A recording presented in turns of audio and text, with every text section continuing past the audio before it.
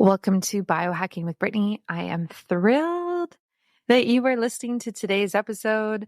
I am a registered holistic nutritionist, women's health biohacker, and just love being in this space with you. Today is a special episode. I'm not going to do too long of an intro here. It is my interview with the Biohacker Babes. I had the pleasure of actually meeting them in person last year at the Biohacking conference in Florida. And yeah, we got to doing a bit of a podcast swap. So you can listen to my episode where I interviewed them. And this was when I hopped on their podcast. And I think you are going to enjoy this episode. We kind of dive into my own health journey, things that I've been through, things I've struggled with. We talk about fertility and preconception health and balancing your hormones and everything like that. We talk about a lot of different things, and it was great to just spend some more time with them. I love both of them. And it's honestly just really nice to see other women rising in this space. Biohacking can kind of be very male dominant. So I'm always here to support the other biohacking girlies out there, just to support their platforms in any way possible. So definitely check out the Biohacker Babes. They are both brilliant. And they have their own podcast. You can subscribe, listen to it. I will link it in my show notes. Follow them on Instagram, do all of the things, enjoy their content. They are part of our community, and I'm just so grateful to be a part of their community. And a shout out to Mimeo. Mimeo includes 4 different biomimetic ingredients. Basically, these are ingredients that mimic the different molecules in our cells. And these molecules or these compounds are really fantastic for aging and longevity and cellular health. So they also mimic a 36-hour fast, which we love because a lot of us, especially women, don't really fast as much anymore. And there can be a lot of negative side effects. So we kind of have to just be a little more careful. That's why I love taking Mimeo. I love what they're doing in this space. They are very innovative and their product is smart. It includes spermidine, PEA, OEA, and NMN. And so these are all different compounds that really, really target cellular aging and longevity. And we love that, especially as biohackers. We absolutely love that. So use my discount code BIOHACKINGBRITTANY to save at checkout. As always, you can find it linked in my show notes and on my website. If you have any questions, just email me, send me a message. And enjoy this interview with the Biohacker Babes. It was really fun. And yeah, thank you for listening. I will catch you soon for another episode. Welcome, Brittany, to the Biohacker Babes. Thank you so much for joining us. I am so excited to be here. This is so overdue. I'm just so excited about this conversation. Ever since we met last year in person, I'm just, looking forward to it. Yay, us too. I guess we finally got to meet at the Biohacking conference last summer in Orlando, but we've known each other for a while. As you know, you have a very strong, amazing female voice in the biohacking space. And it's just been so great to follow your journey, especially on Instagram and your podcast. You're just doing amazing things. So it's an honor to have you on our show today. Thank you so much. Yeah. So we are going to talk about an awesome topic that is very near and dear to my heart: preconception, pregnancy. We're going to get into a lot of really great stuff for women and men today. Men, we are not going to leave you out because you are half of the equation when we are talking about making a baby. So you're here too. But I think, it's really important to talk about how I think pregnancy for some people is almost like an afterthought. It's oh, I'm 4 weeks pregnant. Now I need to change my diet. I need to take my multivitamin or my prenatal, all these things. But really, preconception planning is so important. And you know so much about this topic. So I want to kick it off with, well, first of all, let me share with everyone, you do have a course that you just launched. Congratulations. Thank you. So it's called Baby Steps, 7 weeks. It's 90-day preconception protocol. We're going to get into the details of that. But to kick us off, why do you feel like preconception planning is so important, especially in today's toxic world? Yeah, absolutely. So it's about 1 in 6 couples now struggle with infertility, and that rate is only increased in the last few decades. And about a year and a half ago, when I started thinking about conceiving myself, I kind of had this very biohacker mindset of how do I optimize my health before I do this? And I looked around, I looked at the research, I looked online, and I really didn't see a lot of people focusing on this area. A lot of the conversation was, just try to get pregnant. And if you can't do it, then learn how to be healthy. Then let's talk about fertility health and things that you can do. But my perspective was, okay, how do I actually be proactive about it and not even go down that avenue of potential infertility and potential issues? And now it's kind of getting better. More and more people are talking about being proactive and what we can do to even prevent that. But a lot of the conversation, again, is very reactive. It's a very almost like a Western medicine way of going about it. Like, there's a problem. Oh, let me try and fix it now versus let me just optimize my health before we even have a problem in the first place. So that is kind of the gap that I saw in the market and the gap that I saw for myself as well. And then once I started doing the research and actually looking into how can we have a healthier baby? How can we have healthier sperm from the male side? Like, what can we do? There's so much research around what you can actually do, but we're just kind of not really focusing on it, or we're not really doing it until those issues arise. So I wanted to kind of be at the forefront before we could get there. Yeah. I mean, it's much like how we respond to being in pain. Like, no one really does anything until there's actually a fire. And I think everything that you said is so empowering. And the harsh reality is that if you are struggling with infertility, or if you're going through IVF or fertility treatments and it's not catching, or it's not successful the first time, I mean, that's a survival mechanism, right? To protect your body. It means that it's not the right environment for it. And so I think, yes, doing the planning ahead of time is just so crucial. So we're excited for you to share that information. Where do we start? Like, how soon, how by individual it is, if you want to drop into either of those categories, or like, how did you start thinking about this for yourself? Yeah, absolutely. So originally, it kind of went back a few years ago where I was on birth control for 7.5 years before I knew any better, and came off of birth control and, kind of let my cycle fluctuate and try to regulate. And a few years past that, I was having very irregular menstrual cycles. Despite being arguably pretty healthy, it was still irregular. And one day I went to a walk-in clinic. I went to a doctor, and she basically said, hey, I think you might have PCOS because of these symptoms. Like, you have some cysts on your ovaries, you have irregular cycles. So you have 2 out of the 3 things that you need. And that like shook me, because anytime you have any type of somewhat health diagnosis, it's very debilitating in the beginning. And there's kind of 2 ways you can react, right? Like, you can let it define you, and this becomes something that you deal with and acknowledge, and just, be somebody with PCOS. Not that that's a bad thing, but it's like one of these things that you use to describe yourself. Or you can look at putting it into remission, and what can you do to heal that and move forward from it and overcome it. And so that's kind of the approach that I took, and really started me on this journey of hacking hormones and hacking my hormonal health and learning about the menstrual cycle really deeply and understanding what I could do. And so through that, I was able to regulate my ovulation, regulate my menstrual cycle, and eventually, a few years later, I got to the point of thinking about fertility. And I started about a year and a half, I think it was a year and a half before I got pregnant, of, okay, now's the time to really optimize before we start trying. And again, I went down this rabbit hole of like research and tried to look for things and wasn't happy with what I saw. But I ended up doing a bunch of things. I ended up starting acupuncture, changing how I was working out, started avoiding specific substances that I knew would impact my egg quality, things like alcohol, cannabis. Not that I was really ever consuming a lot of it, but like really, really cutting it out like cold turkey, increasing my water intake, changing how I exercised, just kind of like tweaking all the different areas of my life in order to put fertility first.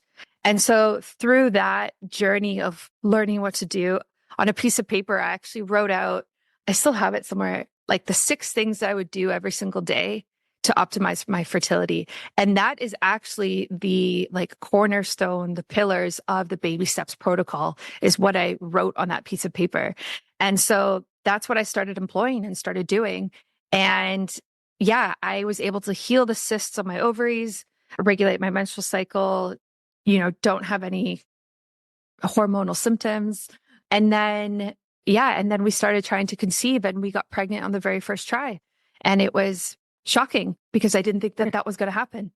It's incredible. Like, yeah. So I went into trying, and we can talk more into detail about it, but I went into trying with the mindset of, I just want to get pregnant in the next year.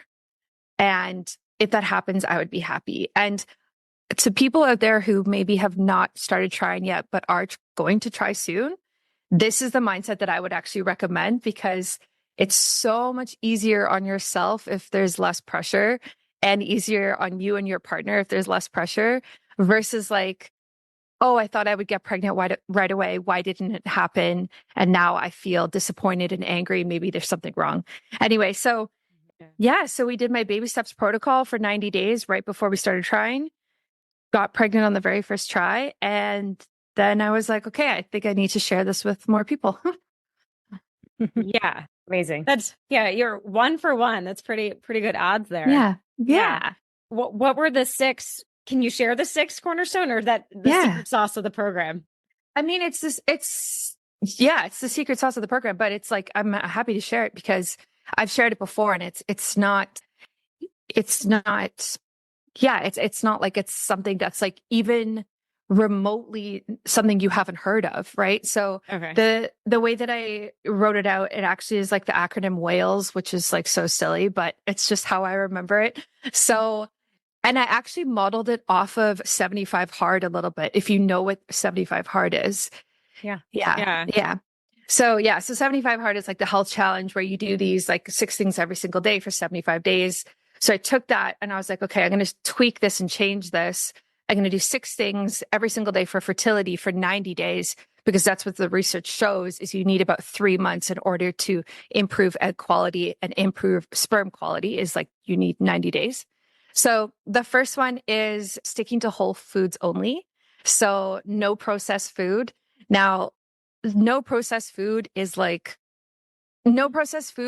basically anything that comes in a box. So like no crackers, no cookies, no cereal, even though we love those things. Sticking to things like fruits, vegetables, animal protein. I am definitely not vegetarian or vegan or anything like that. And really just looking at how do we increase the nutrient profile every single day when we are eating. And as a nutritionist, I know quite a lot about this. So that one was kind of easy for me to do, but it is a bit of a change in the beginning for people, especially if you are somebody who likes to eat kind of like quick snacks or likes the high that you can kind of get from these processed foods. Yeah. And maybe some gray area, because there's like the quote unquote healthy snacks. It's like we can get organic jerky in a wrapper, but it's in a wrapper, or we can get gluten-free crackers, but it's in a box. So how do we draw the line for ourselves? I'm assuming that you would say it's really comes down to a bio-individual perspective and upgrading from wherever you are starting. Is that what you would say? Like wherever your baseline is, we just want to upgrade. Yeah, for sure. I think that's a great way to look at it. I think for me, I tried my best to just not have anything that was processed at all. But I talk about this in my course. Sometimes it's easier for people to kind of upgrade, like you said, versus kind of doing a cold turkey approach, right? So like one day you're eating crackers and the next day everything has to be in the fridge and it has to be 100% from the earth. So I think there is like this, depends on your personality. It depends on the type of person you are. I think there's different ways to go about it. But even if we aim for like 90% of real food, like food that has minimal ingredients, right? So if you're buying jerky, like flip over the package and what does it actually say on there? Is it like jerky, salt, sugar, whatever, preservative, you know what I mean? Or is it just like a couple of ingredients and then maybe it actually can fit in better and it kind of works a bit better for you? Yeah. So focusing on minimal ingredients. But yeah, I think like having some grace with yourself if it is a long journey for you to go. Of course, people like us that were we've been living this nutrition stuff for our whole lives. It's like, no problem, 100%.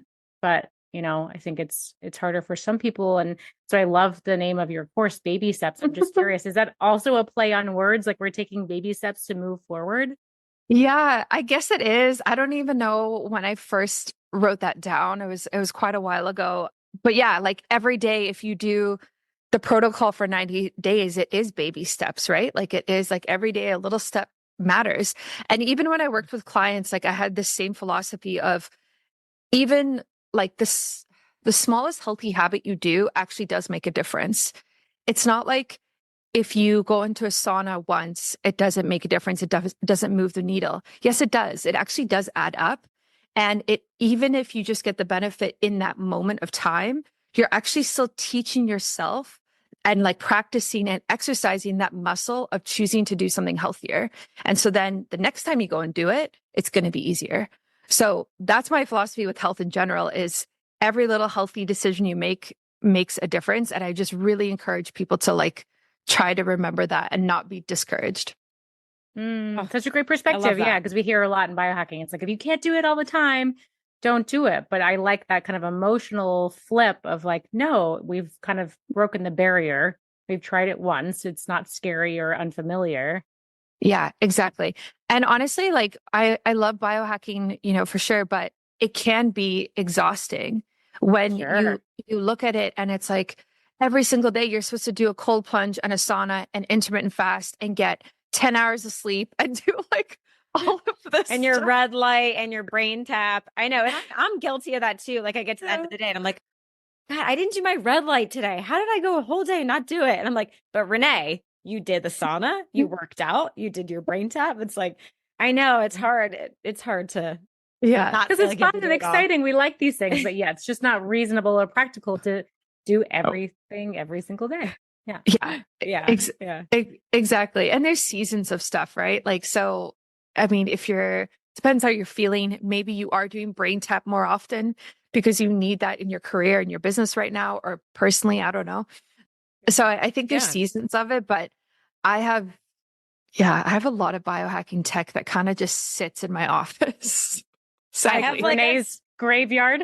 I have like a stack of things over there and I'm like, I should donate these or something. Yeah. I feel bad. There's like dust on them. Yeah. There's time and a place, right? Yeah.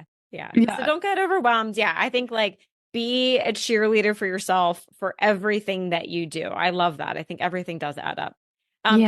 Brittany, I'm so curious. Like, what about your husband? Was he on board with this? Because I hear that a lot. Like the women are like, yeah, I'm going to do all the things. And like, they can't get their men to stop drinking alcohol or stop smoking weed, like some of the things like that, or changing their diet. So how was that? Totally. So yes, my husband was on board. However, there was definitely some education that needed to happen there. And it kind of slowly happened over time. Mind you, like I didn't have everything packaged nicely in this course that I have now to kind of show him, but we would listen to podcast episodes together. Like Andrew Huberman put out a podcast last year. I think it was like 5 hours on how to optimize fertility for men and women. And so we listened to that driving down the car on a road trip one time and just kind of educating him and explaining to him, hey, like there is so much that we can do to optimize your sperm. Like there is so much because men make new sperm every single day. And by the time that it's like fully matured and actually like comes out of them, it's about 90 days later. So they have so much control.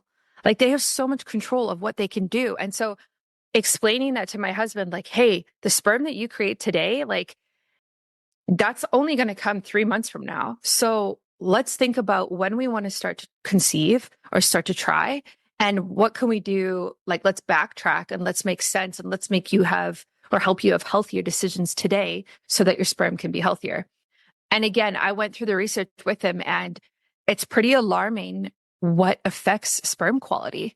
Like cannabis for sure. Like, unfortunately, like, you know, it's a big one. Yeah, it affects like sperm motility, morphology, sperm count, but also decreases testosterone and libido. And so even if you have a great sperm count, maybe you don't feel like you are up to trying as often as you might need to every single month. Alcohol as well. Alcohol is not great at all for fertility at all. And so we really had to go through it. And at the end of the day, what he said to me was, if you need me to be super duper healthy for 90 days for us to have a baby for the rest of our life, then I'm going to do that. And so that was the end of the discussion. And then we started it on Monday, and that was that.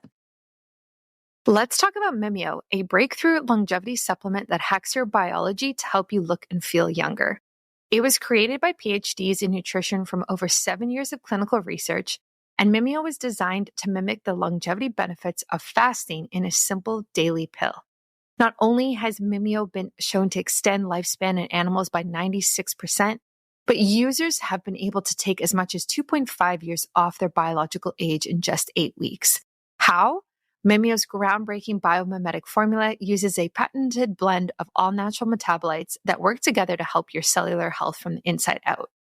First, there's OEA, which is a metabolic supercharger clinically proven to help control appetite and promote fat metabolism, so you can crush those cravings and silence food noise throughout the day. Then there's spermidine, the cellular autophagy activator, helping clear out cellular junk to boost cognition, clear brain fog, and refresh your cells. Next, there's nicotinamide, a broad-spectrum NAD+ booster that's been shown to improve everything from metabolism to skin glow to immune health. And lastly, there's PEA, one of the body's most powerful rest and repair molecules that helps control inflammation, relieve discomfort, and enhance recovery so you can get that youthful energy back. Mimeo is designed to work like a super fast, super efficient fasting diet, but without actually having to fast. It's all about tapping into the power of your own biology, giving your body the cheat code to work its best, making you feel younger and healthier today. You can try Mimeo today. Use my discount code at checkout, which is BIOHACKINGBRITTANY, and you can get all of these benefits in a simple supplement today. Again, that's BIOHACKINGBRITTANY in all capitals. So definitely try it and let me know what you think. When you put it like that, that's such a small commitment. Yeah. We can do this. 90 days for your kid to have a healthy life for hopefully 100 years. Yeah, exactly. Yeah. And then when you talk about like how I have to be pregnant for 9 months and you're like, okay, you can do something for 3 months. I think you're fine. Okay. Like, yeah. Teeny tiny ask here. Yeah. Exactly. What about testing? Did you do any sperm testing or testing for yourself, biological age, hormone testing? Yeah, we did. So for my husband, we tested his sperm. And so we tripled his sperm count. And again, wow. I know this was not something that I thought was going to happen. So he's 30, he's 31. Yeah. So we looked at his sperm parameters beforehand and they were like pretty good. Like he was decently healthy. So I wasn't necessarily worried about moving the needle too much with it. It wasn't like he had a low sperm count and this was going to be an issue. But then when we got the numbers back after he cleaned up his act every single day for 3 months, I was like, wow, this makes a big difference.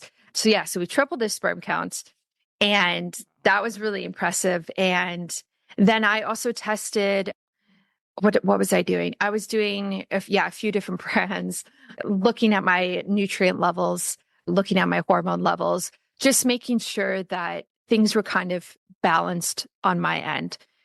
With women, it's a little trickier because with egg quality, you can't necessarily test it. Not really. Like there's AMH, but there's debate on AMH. So it's a little harder with women. Yeah. With sperm, I'm curious, did you find anything else to be really helpful? Like, did you address EMFs or environmental stuff? Yeah. So that's part of one of the steps with the protocol is the L, which stands for lifestyle and biohacks in brackets.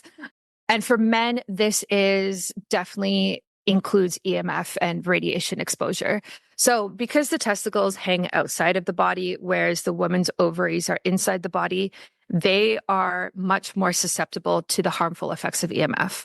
And so things that I would do for him would be I would see him, with his laptop on his lap, and I would put a EMF shielding blanket between his lap and the laptop every time. It drove me crazy. And I was like, come on. I do the same thing for my husband. I have like the Defender Shield laptop shield. And like, it's so easy. Just put it under the laptop. It's so easy. That's literally, I have the same one. That's funny. Yeah. And then we also, so we're big into like sauna and steam room and stuff.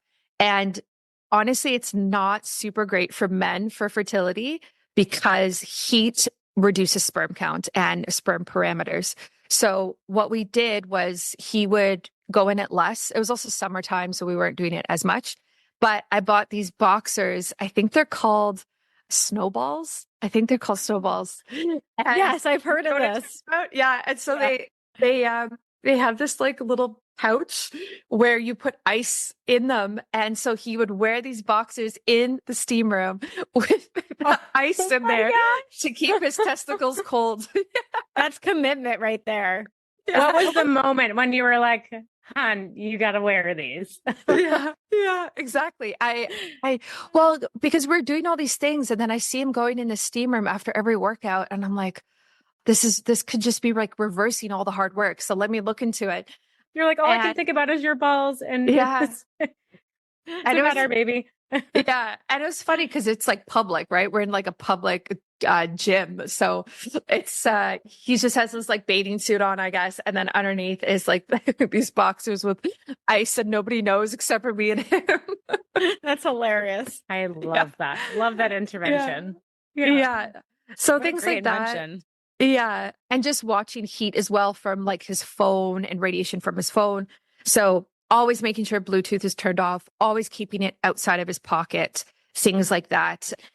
I definitely had to kind of help him with the lifestyle part of this more than maybe some of the other habits that we were doing. But he got there. And I think it did make a difference. Mind you, there's so many things you can do. Like you can buy like a phone case that blocks radiation and stuff as well. So yeah. Yeah. Of course, like distance is our friend. And I feel like there's a lot of debate on are those devices actually shielding or are they absorbing? Are they making your tech work harder? So I think like avoidance is probably the best, but I love the like just slipping the blanket under. Mm-hmm. Did you ever watch Sex and the City? Were you a fan of that show? I've seen about like half of it. Yeah. So you remember the character Charlotte? The kind of like Upper East Side, more conservative one. So she marries Harry and they have this moment in their relationship where she's like, Harry, I want you to feel so comfortable. I want you to just be yourself. So he decides that he's going to just be naked around the house all the time. And she has all this white furniture. And so he's like sitting down just with his junk out. And so she's constantly like following behind him to like put a towel down or a mat. And imagining he's doing that with like EMF shield blanket. Like, no, honey, just hold on. Oh, yeah. So I remember that episode. It's so good. That's so funny. Good. Yeah. Yourself, but we got to like, do the extra little thing. Yeah. I mean, you definitely feel a little crazy sometimes when you're doing it, but you never know what we were preventing or optimizing. Yeah. Yeah. And EMF in general is a whole rabbit hole, is a rabbit hole in itself, because I really don't think we understand the negative impacts yet. Like, I really feel like you and I, or the three of us, can hop on a podcast in 10 years or 20 years.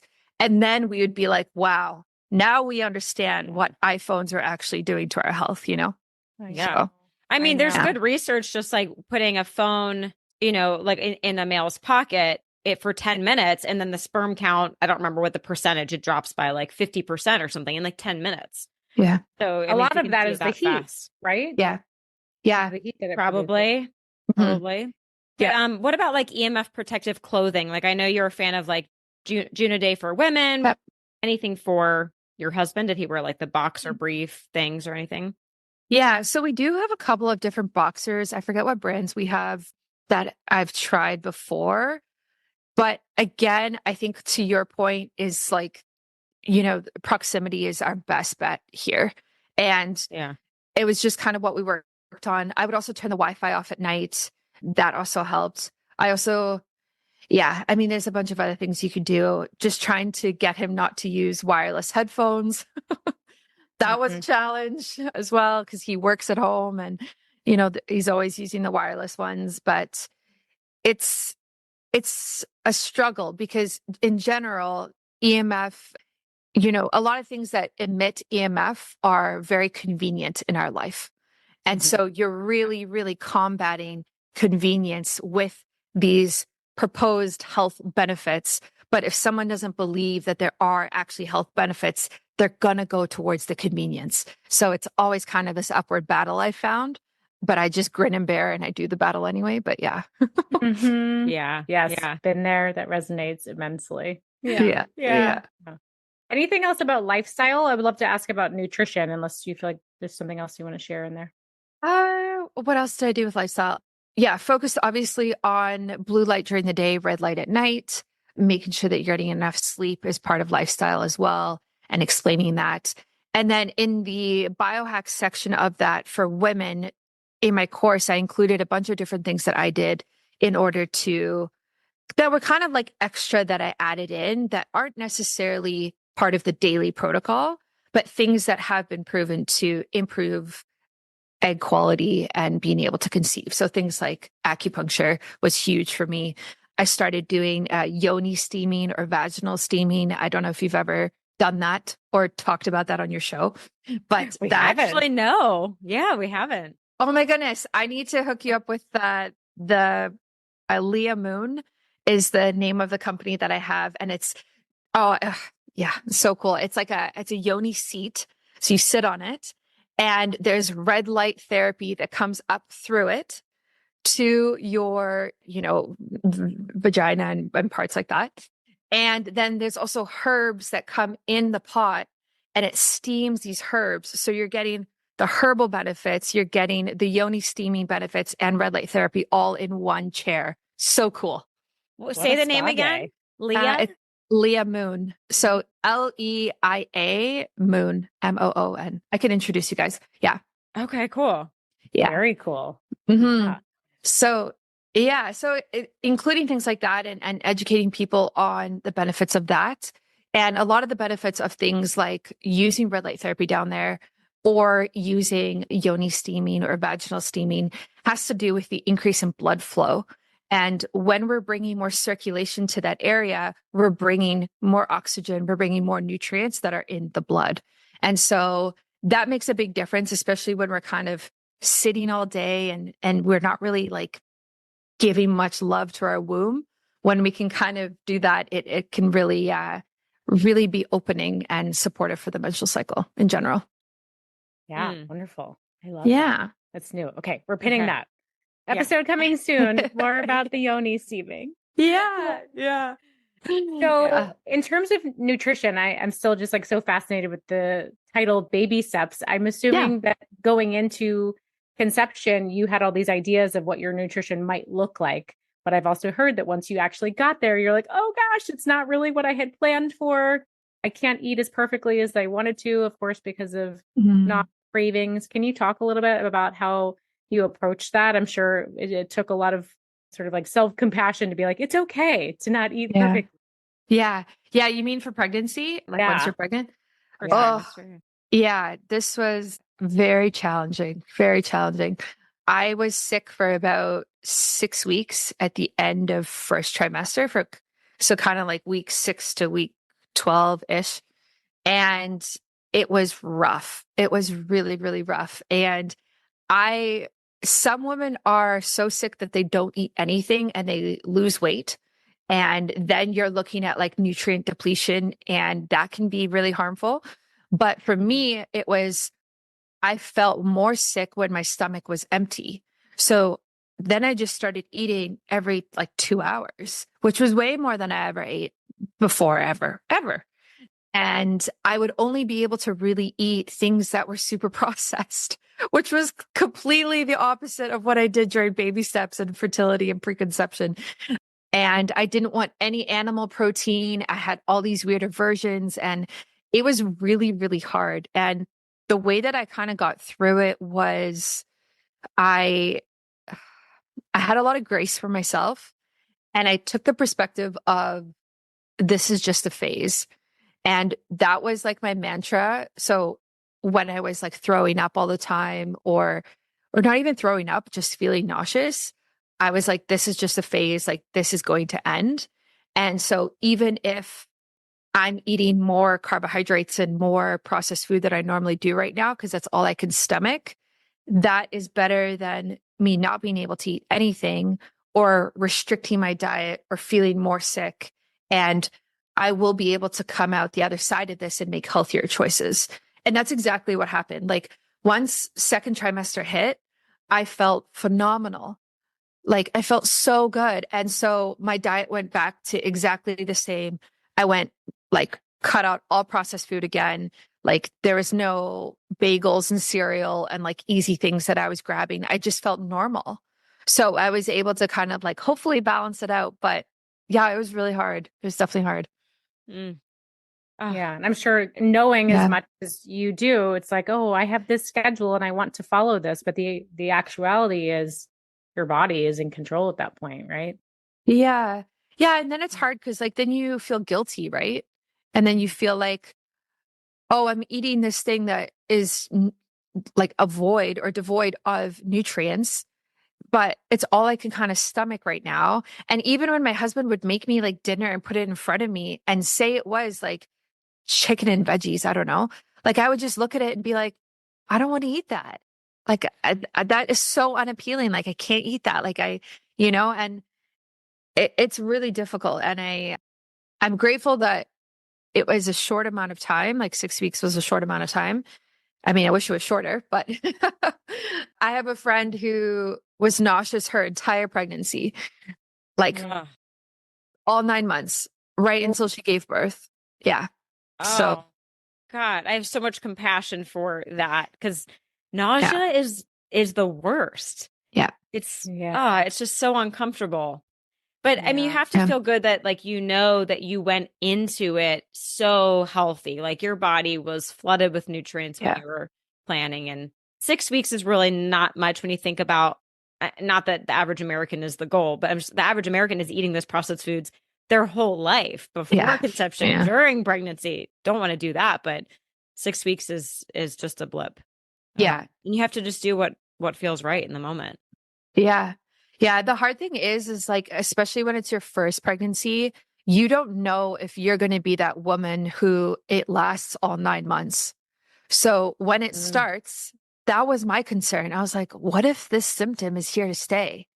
And I did all of the biohacks. Like I did all the ginger this, acupuncture, acupressure, massage, whatever people told me could help. I did all of it.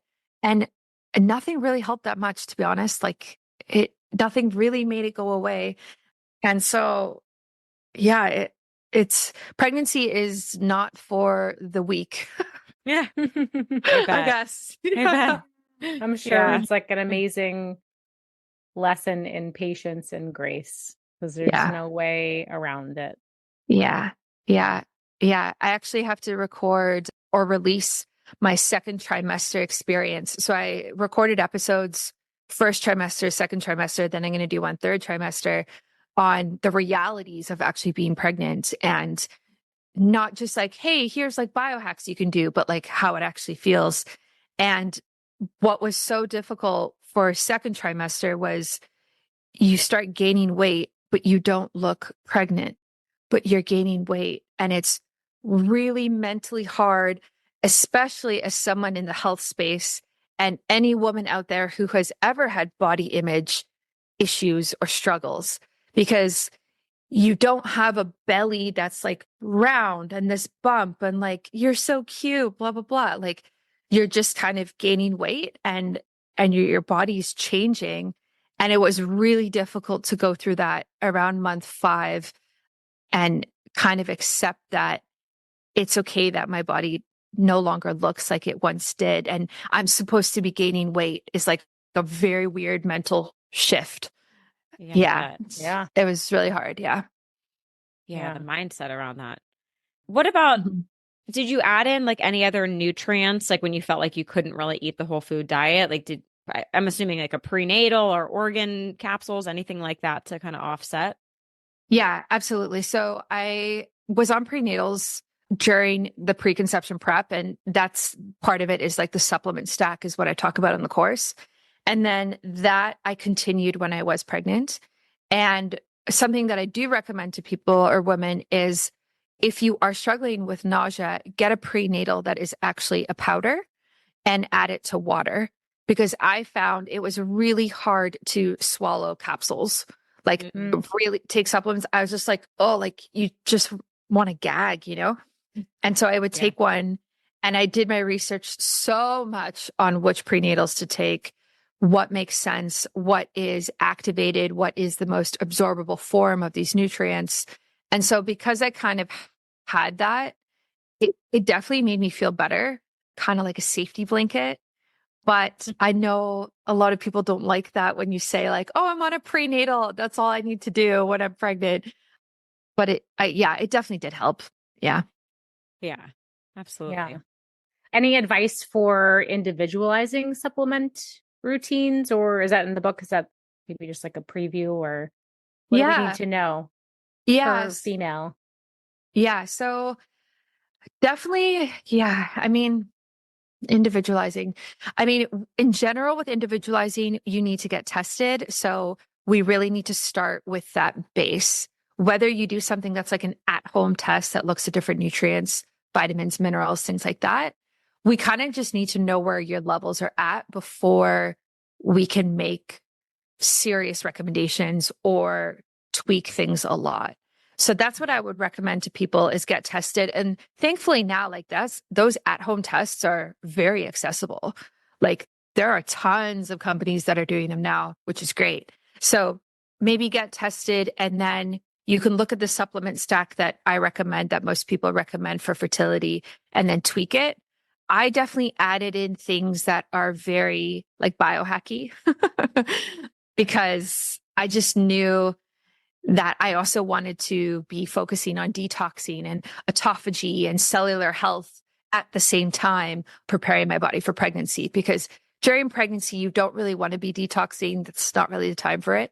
And so I knew that I wanted to add in things that were above and beyond, you know, an electrolyte supplement and a prenatal during that time. Mm-hmm. At what point did you stop the kind of detox phase? And can you share some of those like biohacky stuff? Because we love it. Yeah. So I stopped basically, I guess it depends on the supplement. So anything that's really focused on autophagy and cellular turnover, I basically stopped once I got pregnant. It's not that you can't take that or things that like boost NAD levels. You know, there are some people who say like, yeah, you can take that. That's fine. I just kind of stopped taking it every day religiously. So I kind of like almost eased it down and like reduced the dosage. Things that I did continue to take and I still take is like Fatty 15. I don't know if you guys know Fatty 15. Oh, yeah. Yeah. So that's really important. And if you think about it, you know, they're the first essential fatty acid that has been found in the last 90 years. And if you think about essential fatty acids in the body, they really help with cellular integrity. And we want really healthy cell walls. And of course, we want that for pregnancy. So when I was looking at how their supplement works, I was like, okay, this makes sense for me to continue to take. And so I continued that one throughout pregnancy. Sometimes I'll take a break and maybe I will take an omega-3, but that's like an example of one that not a lot of people would ever take pregnant, but I've taken. Yeah, totally. Yeah. That makes sense. Yeah. Oh. Yeah. What about any other like environmental cleanup stuff that you did? I know you recently moved, but like, anything like in your home or environment. What did you do there? Yeah, absolutely. So I definitely took a look at my environment and what I was exposed to toxin wise. And I kind of did this over time. And that's always kind of the recommendation because it can be a little pricey, to be honest, to like swap out everything in your kitchen in one day. You know what I mean? Yeah. Yeah. So I talk about this in the lifestyle component of how can we reduce the toxins that we're exposed to. So for example, I got rid of and I donated all of my plastic Tupperware cups, anything in the kitchen that's basically plastic. And I bought glass Tupperware. right? So that's so easy. Yeah. And then we have like ceramic cups and ceramic bowls or things like that. And then we bought like wooden utensils, and we got rid of the plastic in any utensils as well that we would use for cooking or baking or stuff like that. So that was one that I did. And then I also took out nonstick pans, which I had for a while. And that one I've been meaning to do for so long. But then we had like a whole set. You know what I mean? Like we had a whole set of like, I don't know, 10 pans, whatever it was. That's tough. That's tough. I know. Yeah. And they're so nice for the eggs, you know? I know. So easy. I know. Did you find a good brand of pans that you really like? Yeah. So we swapped the pans out for iron pans, like cast iron. Cast iron? So, okay. Yeah. So everything's cast iron, which there's definitely a learning curve with. Like you have to understand how to heat it up, how to wash it correctly so you don't ruin it. And then for pots, we bought stainless steel, like 100% stainless steel. Okay. And that was kind of the swap that I made. And I actually recently had someone reach out who is in my course, and we were talking about this, and she pointed out that there's not a lot of stainless steel or cast iron baking ware. And I hadn't even thought about baking ware because I bake a lot. And then I'm looking at my stuff, and it's like the cupcake molds and the cupcake holders and like the cake tins and like the muffin pans, and everything is like just, I guess, nonstick or just whatever it's made of. And I was like, oh man. So that's what I'm kind of looking at now is I'm looking at all my baking stuff, and I'm like, wow, this is not super great. Do you know Erin Knight? Are you familiar with her? In the biohacking space? She just started this company called Earth and Aesthetic. It hasn't fully launched yet, but it's about to. She went through a fertility journey and talked about it on our podcast recently. She's creating this whole line of home cookware products that are free of plastics, PFAs, even like the wooden stuff that sometimes has a plastic coating on it, where we think like wood is safe, but not always. I'm assuming she has some bakeware in there. So nice. Send it your way. Yeah, no, please do. That would be great. I know. I'm excited for her to launch that. It's so needed. It's so needed. I know, like, I keep hearing more and more every day about hidden plastics. It just is blowing my mind. Yeah. Really everywhere. Yeah, it is really in everything. And the kitchen is a great place to start. And then toxin wise, also personal care products is a big one. And this I have started many years ago of like looking at cleaner makeup brands, cleaner skincare, hair care. How can we reduce our exposure to BPA and BPB and all these different BPs now, phthalates and these endocrine disruptors that really wreak havoc on our hormones?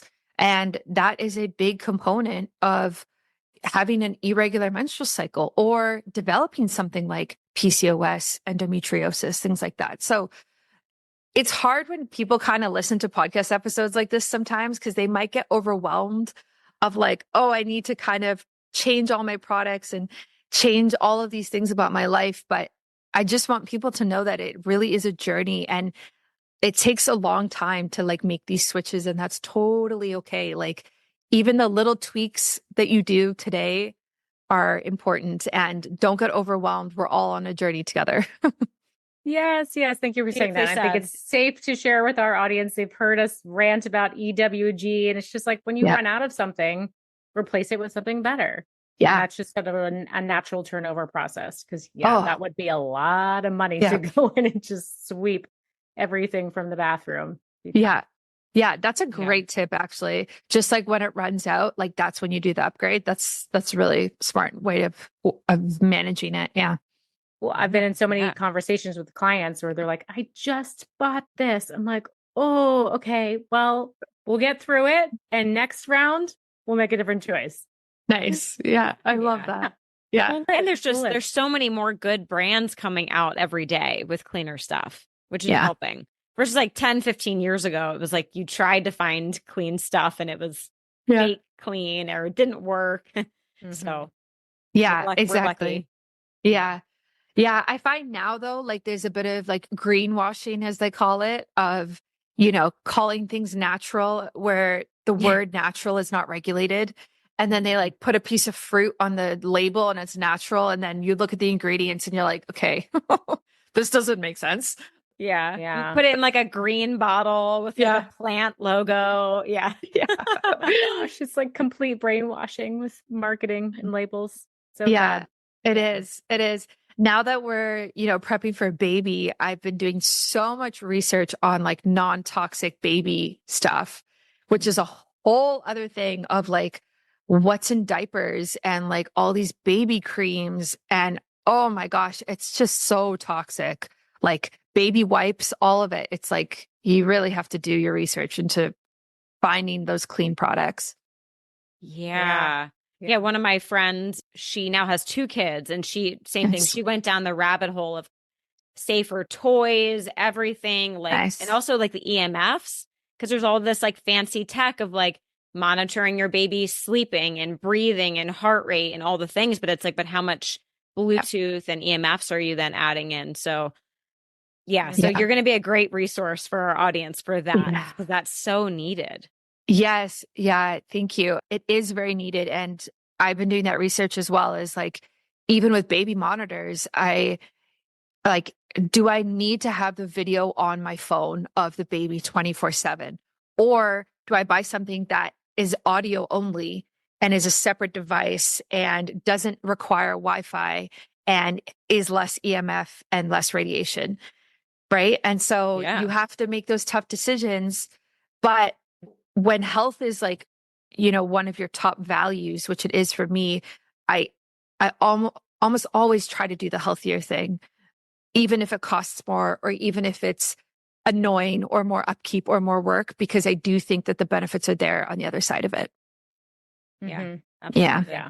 Yeah. We can take the extra step. Yeah, exactly. One last thing I wanted to touch on that feels like it's floating in the air, maybe the elephant in the room, but like our nervous system through this process, because we can so easily feel overwhelmed with all the things that we need to do, but keeping your body in a stress management zone and down regulated, I think is so important to creating safety and building another human inside of your body. Any advice you can give about just down regulation and keeping your nervous system in a healthy place?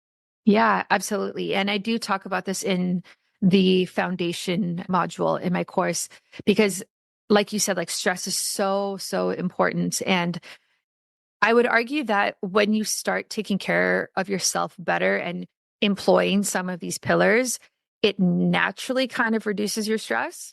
When you're eating healthier, you are now exercising every day, you're taking these supplements, things kind of come down naturally, but there's definitely extra things that you can do. So something that I really focus on for this and what I was doing when I was, preparing to try was affirmations and visualization. So visually picturing yourself pregnant, like picturing in your mind, like looking at a positive pregnancy test, like saying those words, I'm going to be a mother.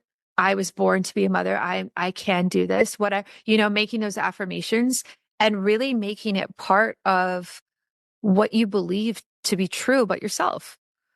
And replacing the fear that can kind of be there, which I definitely had to do. And I went through myself of like fear of not being able to get pregnant, right? It was such a motivation for me in order to get healthier. But at one point, you do have to swap out that fear for belief. Like, I believe I can do this. I believe I can get pregnant and be successful at this.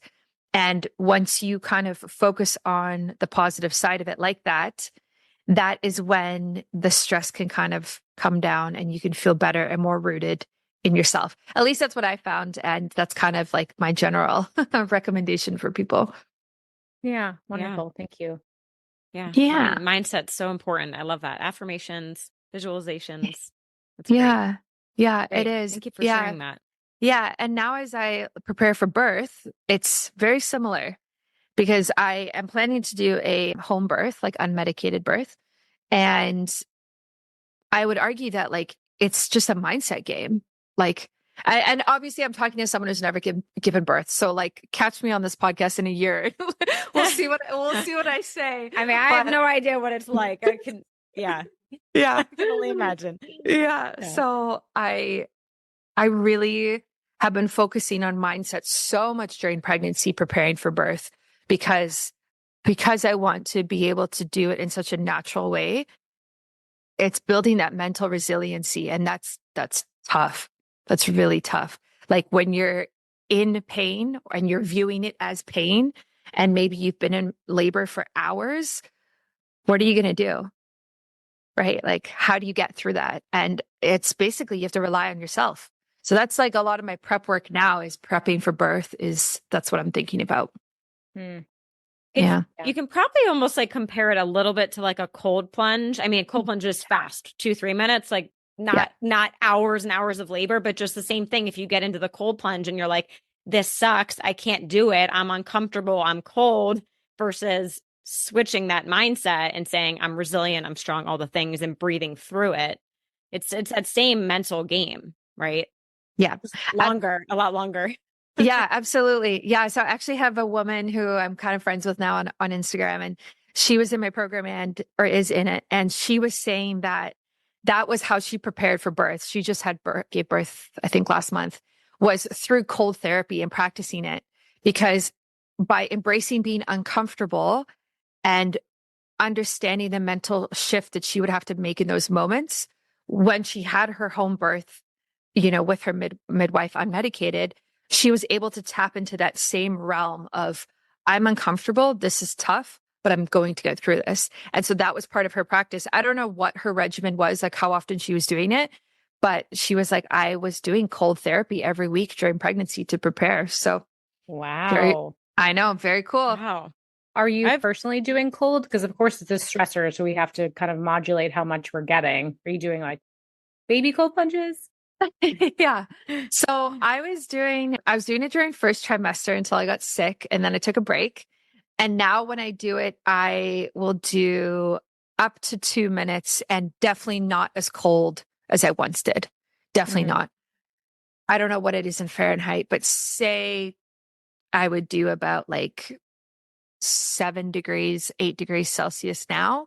Whereas before pregnancy, I would do like 1 or 2 degrees Celsius. Oh, okay. Right. Yeah, So I know there's a conversion. I can't do it. That just sounds cold as shit. But I understand what you're trying to say. Yeah. Yeah, exactly. So you can just kind of tweak it a little bit, but definitely not longer than 2 minutes, because like you said, like you don't want to stress the body too much. You really do have to be careful. And I would also recommend that ideally, especially for heat and cold therapy, you've been doing it before pregnancy. So you have experience, and it's not just this new thing that you're suddenly doing and you don't really know what you're doing as much. And that's what they recommend for exercise as well, is like, you can keep doing what you're doing during pregnancy, but don't suddenly start going to CrossFit when you're pregnant for the first time. Yeah, like, no. Right. You know what I mean? Like, stick to what you know so that you don't hurt yourself and get carried away. Yeah. Mm-hmm. Yeah. It's the best advice. Not the time to start something new. Yeah, exactly. Yeah. Amazing. Well, Brittany, thank you so much for sharing all of this with our audience. I know it's going to help so many couples out there. So we love what you're doing.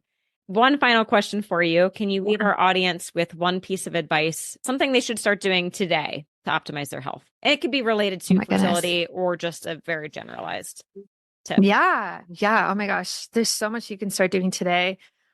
I think the biggest thing that I'm thinking about lately is like just kind of what we're talking about when we talk about mindset, is how do we be more positive, but not like, what did they say? Like practical optimism is this new book that I'm reading. And I guess that's probably why I think a lot about it right now. But how do we be more positive, and how do we see the good in every single day? And it's not just about being like, oh, happy-go-lucky and everything's fine and ignoring hardships. I think there actually is a lot of health benefits to it if you can look back on your day and practice gratitude and be positive and say, hey, maybe I had a really long, hard day at work today, but I got this great email and I got to see my mom and I had this great lunch or whatever. Think about like how that would actually reduce your stress and like support your mental health long term, or help with things like depression or anxiety. So my biggest tip would be work on your mindset if you can. Before like adding in any type of supplement or like these quick fixes, like if you're somebody who's mentally struggling, like there's so much that you can do.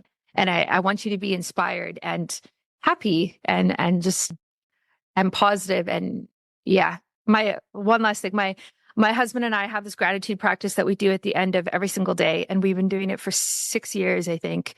And when we go to bed at night and we turn off the light, we say one thing that we are grateful of that the other person did that day, no matter what. And you can have the hardest day and he can be so annoying, but I have to find one thing that he did today that I'm grateful for. And it actually makes you see the good every single day. Like it's such a positive little habit and it's profound and it really does work. Yeah. Oh, that is so awesome. What a streak. 6 years. Yeah. That's so impressive. It's been for forever. And it's honestly, it's really cute to see what he says too. Like it'll be, yeah, like sometimes it's more of a compliment or sometimes he'll just say random things that I didn't even really notice that I was doing for both of us, but he noticed it and then he brings it up and it's really nice. And it's like, how do we cultivate gratitude more in our lives, you know? Yeah. Such a simple and powerful practice. Thank you for sharing that. Yeah. I think I'm going to steal that one. I know. I'm going to make my husband do that tonight. Do it. We actually just shared an article about optimism for longevity and how like having a purpose. So I think gratitude falls into that category, but having a reason actually make us live longer, healthier lives. It's definitely better than supplements, any supplement or any biohack. Yes. Of course. Of course. Yeah. You can't supplement your way out of like negative thinking all of the time and that spiral. Yeah. The brain is people trying to do that. The whole body. Mm-hmm. Yeah. I saw a quote, actually, funny timing. I saw a quote yesterday and it was like, I don't remember word for word, but make the most of today because you won't see today ever again. Yeah. Something like that. And I was like, that is a really good point. So even if it's like a bad day, it's like, make the best of it because it's going to be gone. Then, an eye. So that's crazy to think about though, too, eh? Wow. Yeah. Like life is so real. It's so real. And also just like life moves so fast. Yeah. Really does. Whoa. Okay. Yeah. Gratitude journaling. Before we close, can you share with our audience where they can find more of you and access your course? Yeah, absolutely. So you can go to biohackingbrittany.com. Super easy. Everything is listed right there. My podcast is Biohacking with Brittany. All my social handles are Biohacking Brittany. And so if you have any questions, you can send me a message on Instagram. That's where I am the most active and typically like interact with people. And I get a lot of women reaching out about like personal questions about their health. So if you have personal questions, we can chat there and I would love to be able to help you out. Beautiful. Wonderful. Thank you. Thank you so much. This was great. Yeah. Thanks for having hanging a great out conversation. Yes. Very excited to share. And thank you to everyone for tuning in. We will see you next time. Thanks for listening to another episode of Biohacking with Brittany. If you're interested in finding the show notes or the sponsors for this episode, you can do so on my website, which is biohackingbrittany.com.